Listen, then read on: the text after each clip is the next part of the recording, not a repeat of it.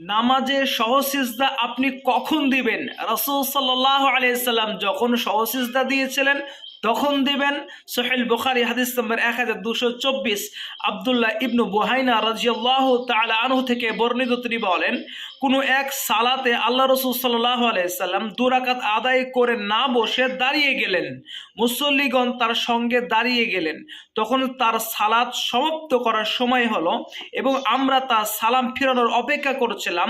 তখন তিনি সালাম ফিরানোর পূর্বে তাকবীর বলে বসে বসে 2টি সিজদা করলেন, অতঃপর সালাম ফিরালেন। কখন কখন সহসিজদা করলেন?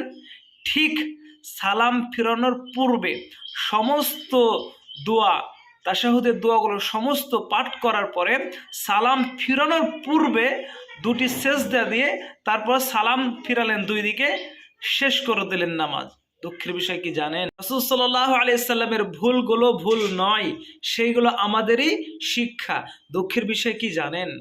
আমরা রাসূল সাল্লাল্লাহু আলাইহি ওয়াসাল্লামের উম্মত দাবি করি, কিন্তু রাসূল সাল্লাল্লাহু আলাইহি ওয়াসাল্লামের শিক্ষা থেকে আমরা শিক্ষা গ্রহণ করি না, নিজের মন মতো আমল করি, নিজের মন গড়া আমল করি। আপনি কি করে রাসূল সাল্লাল্লাহু আলাইহি ওয়াসাল্লামের উম্মত দাবি করেন, অথচ রাসূল সাল্লাল্লাহু আলাইহি ওয়াসাল্লামের শিক্ষা থেকে আপনি শিক্ষা নেন না? আপনি অন্য কারো শিক্ষা নেন, আপনি অন্য কারো উম্মত হতে পারেন, রাসূল সাল্লাল্লাহু আলাইহি ওয়াসাল্লামের উম্মত নন।